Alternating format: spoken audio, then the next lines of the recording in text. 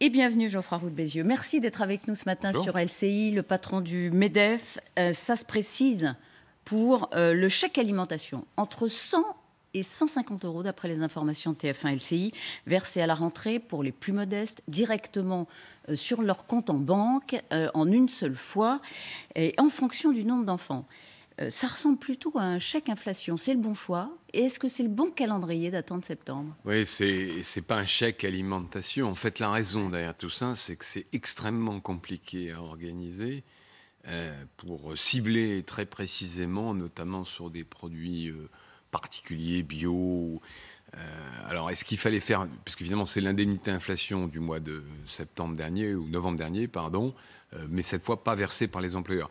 Moi, je préfère d'abord que ça ne soit pas versé par les employeurs. Ça a créé beaucoup de confusion la dernière fois.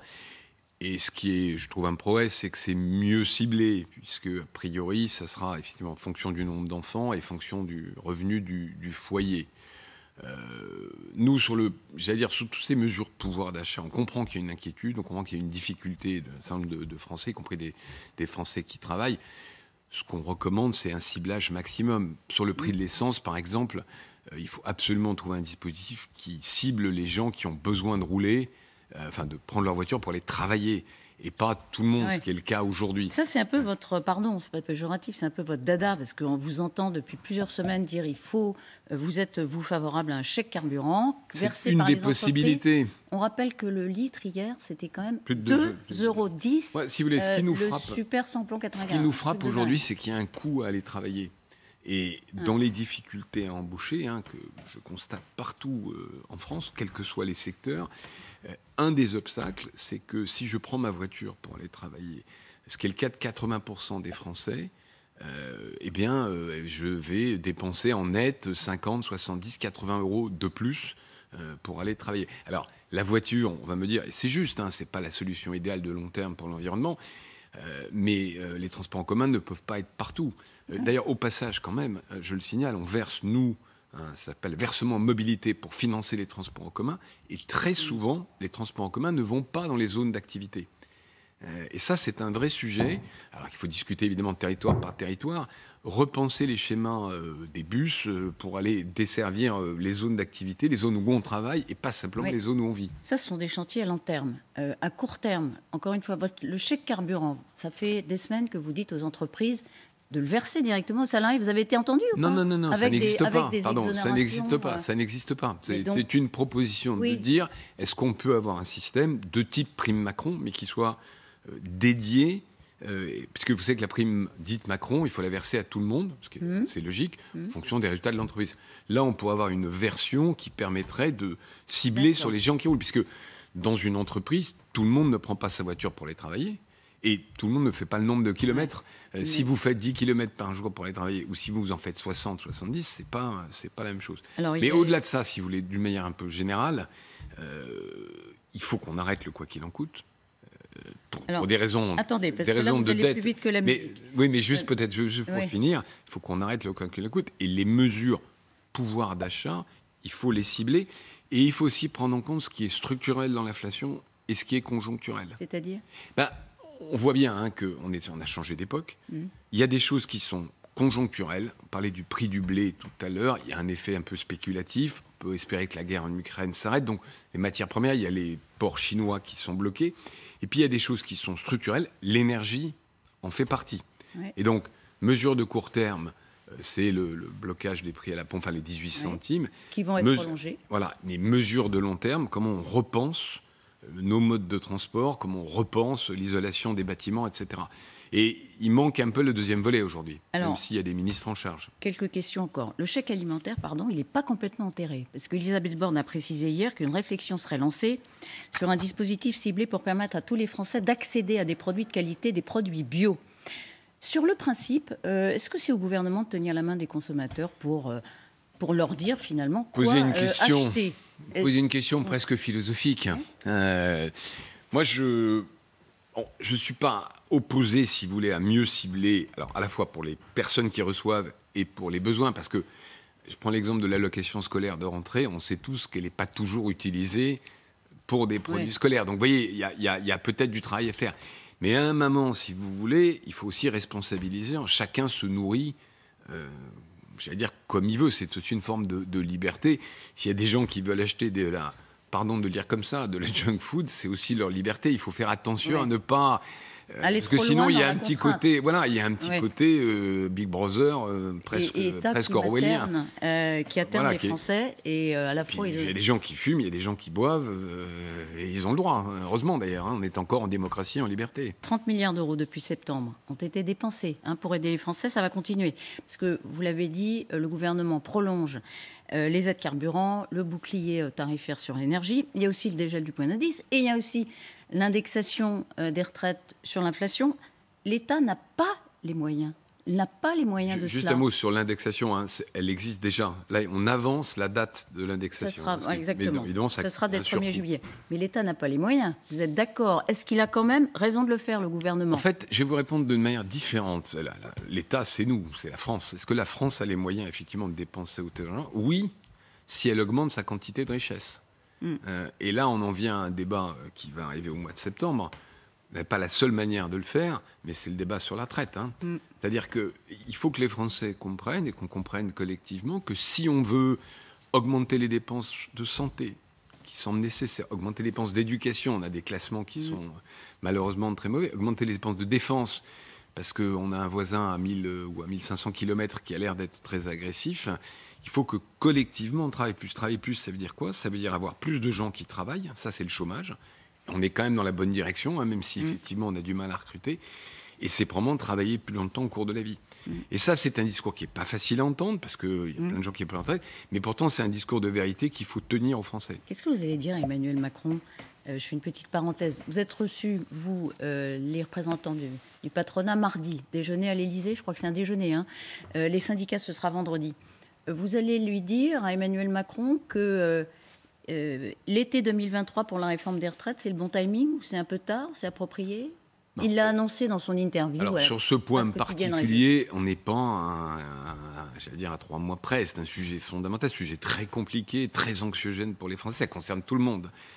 Quand on réforme l'assurance chômage, ça concerne essentiellement les chômeurs. La retraite, c'est vous, c'est moi, c'est demain, c'est pour un étudiant. Donc, il faut prendre le temps qu'il faut. Il a raison de prendre le temps. Oui, il ne faut pas le faire dans 5 ans, parce qu'on voit bien comme la dernière fois, ça ne s'est pas passé. Il faut annoncer avant ce qu'on va faire, ce qui a été fait dans cette campagne, ce qui n'était pas le cas en 2017. On ne sait plus très bien, là, vous êtes d'accord? C'est un peu flou, c'est devenu un peu flou. Oui, alors... Moi, 65 ans, 64 ans, oui, mais peut-être je suis la pas hausse sûr de la durée de cotisation. Je ne suis pas sûr, comment dire, que ça soit le nœud du problème. C'est-à-dire, parce que de toute façon, il faudra travailler plus longtemps, soit par les annuités, soit par l'âge légal. Et au fond, c'est la vitesse à laquelle on va qui compte. C'est ça qui rapporte le plus. Vous n'êtes pas arc-bouté, vous, sur l'âge légal? Nous, on pense qu'il faut travailler jusqu'à 65 ans. Mais finalement, vous faites une énorme différence si vous dites 65 ans dans 5 ans ou 65 ans dans 30 ans. Vous voyez ce que je veux dire? C'est-à-dire que la pente, la vitesse, c'est le rythme qui compte.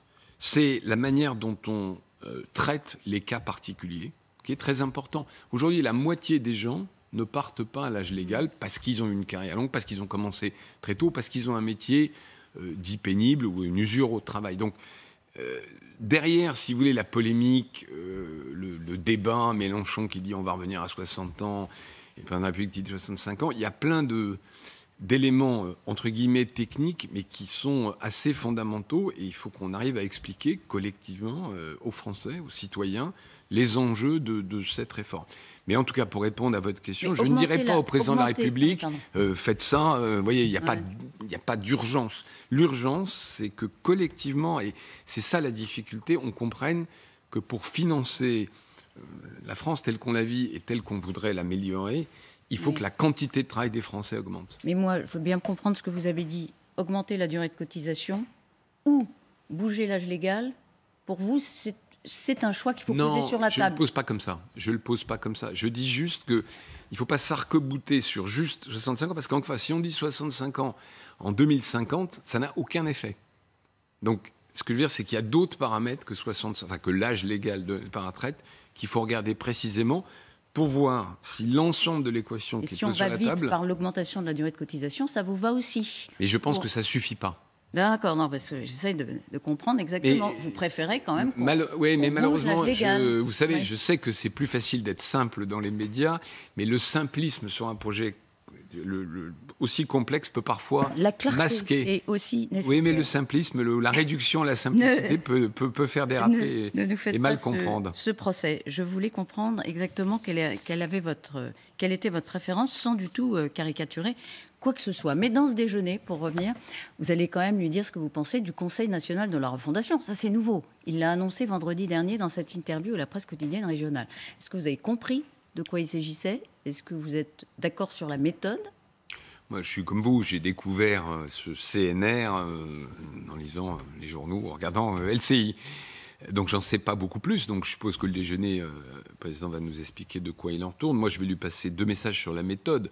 Bon, la première chose, c'est effectivement, probablement que le quinquennat précédent, a manqué de concertation avec les parties prenantes, que la démocratie est quand même plutôt en crise, pas d'ailleurs qu'en France, et qu'il y a besoin d'une autre forme de dialogue.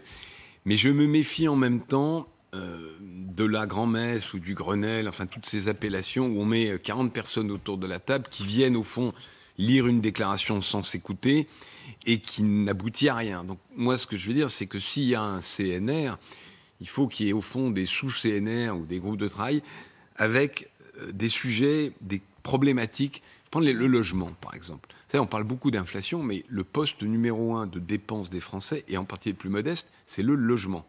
Et le logement, on ne construit pas assez en France, à peu près 150 000 logements qui manquent, nouveaux logements. On rénove pas assez, ce qui veut dire que ce qui se passe, les Français habitent de plus en plus loin de leur lieu de travail et ils payent de plus en plus cher pour leur logement.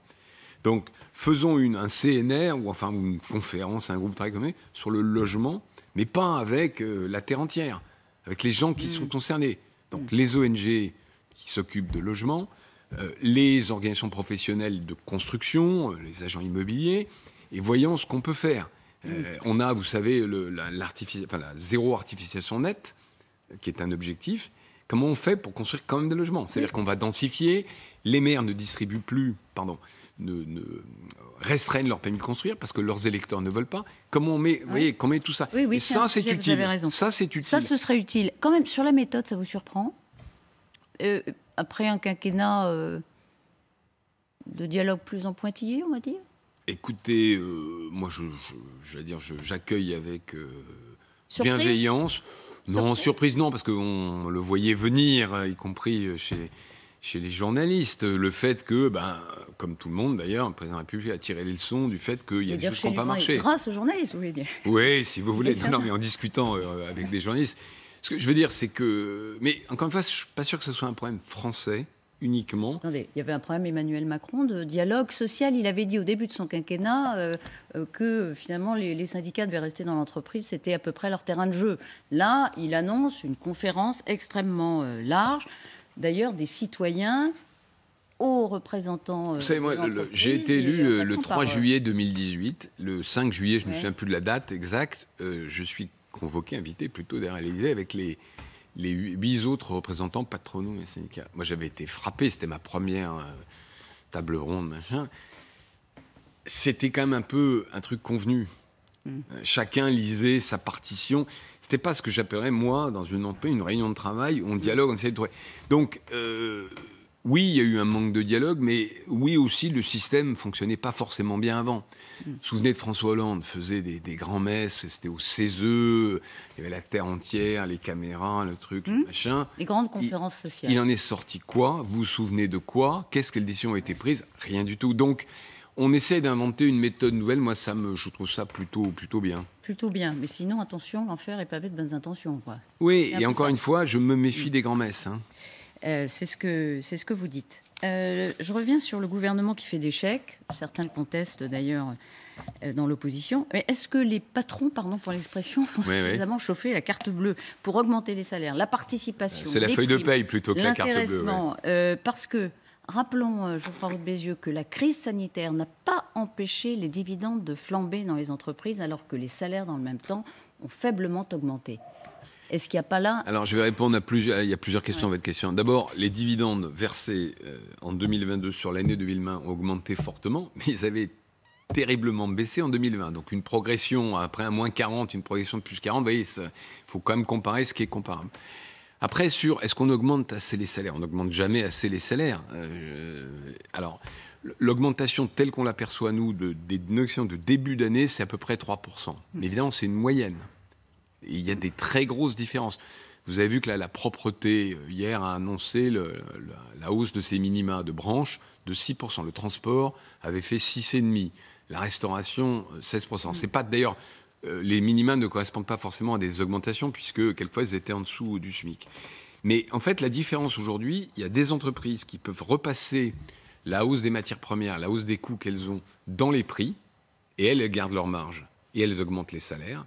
Et puis, il y a celles qui ne le peuvent pas, parce que leur business model ne le permet pas. Si vous êtes dans la construction et que vous avez signé un contrat de 3 ans, les prix de l'acier ont augmenté, mais vous êtes sur vos prix, avec des clauses d'organisation de prix, qui ne sont pas évidentes. Donc, il y a toutes les situations. Après, il y a le débat entre... d'abord, est-ce que celles qui le font suffisamment? Je pose la question aux patrons des patrons. Écoutez, chaque chef d'entreprise... Non, mais moi, je n'ai pas un bouton bouche sur lequel je peux appuyer en disant augmentez plus les prix, augmentez moins... Enfin, les salaires, pardon. Mais globalement, il y a bien sûr des conflits, comme dans toute organisation humaine. Mais je ne vois pas aujourd'hui, de tensions énormes dans les entreprises. Ça peut se produire si l'inflation continue à monter. Mais dans les porte-monnaies, oui. Est-ce que les entreprises qui ne le peuvent pas, pour les raisons que vous avez dites... Enfin, qu'ils ne peuvent pas, elles le font moins. Elles le font moins. Oui. Est-ce qu'il y a un dispositif qui leur permettrait justement par un versement de primes, décharger complètement, par exemple? Est-ce qu'on peut les aider quand même? Aujourd'hui, pour que les salariés en bénéficient. Bien sûr, le système qui existe déjà, qui est la prime dite Macron à tort, mais ce n'est pas Macron qui la verse, c'est le patron qui la verse. Le plafond vient d'être monté à 6 000 €, mais il ne faut pas oublier que la moyenne de ce qui a été versé en début d'année, c'est, je crois, à peu près 500 €. Ça vous met le gap, si vous voulez, entre le plafond défiscalisé, 6 000 €, et la réalité, essentiellement dans les PME, où qu'est-ce qu'il fait un patron de PME à la fin de l'année 2021? Il a regardé sa trésorerie, il a regardé l'année, et il a vu comment il pouvait partager ce qui a été fait. La verser en plusieurs fois, c'est une solution ou pas? Parce qu'il y a... Oui, mais c'est, c'est une proposition de François Asselin. C'est une bonne idée, pourquoi pas, mais ça ne changera pas fondamentalement la donne. Je veux dire, ça aidera un petit peu. Non, mais ça aidera la trésorerie des entreprises. Non, de même que si vous voulez, là, on la prend jusqu'à la fin d'année, il faudrait pérenniser le dispositif, puisque ça reste un dispositif ponctuel. Alors, encore 2 questions, le temps passe vite. Non, juste sur l'organisation, tiens. Vous avez entendu la charge d'Elon Musk, le patron de Tesla, le patron américain qui a révolutionné l'industrie automobile. Il a lancé une charge assez puissante contre le télétravail dans ses entreprises. Il a donné consigne à ses salariés de venir travailler au maximum. Alors, aux États-Unis, ce n'est pas les mêmes temps de durée de travail. Lui dit c'est 40 heures minimum. Si vous ne vous présentez pas, nous considérerons que vous êtes démissionnaire. Sur le principe, est-ce qu'il dit quelque chose que tout le monde pense dans les entreprises mais que personne n'ose dire, c'est-à-dire que au télétravail, on est moins performant qu'au bureau? Je crois que ça dépend vraiment du type de fonction, du type de poste. Parce que moi, j'ai lu pas mal d'études sur la productivité du télétravail. Est-ce que vous êtes plus ou moins productif?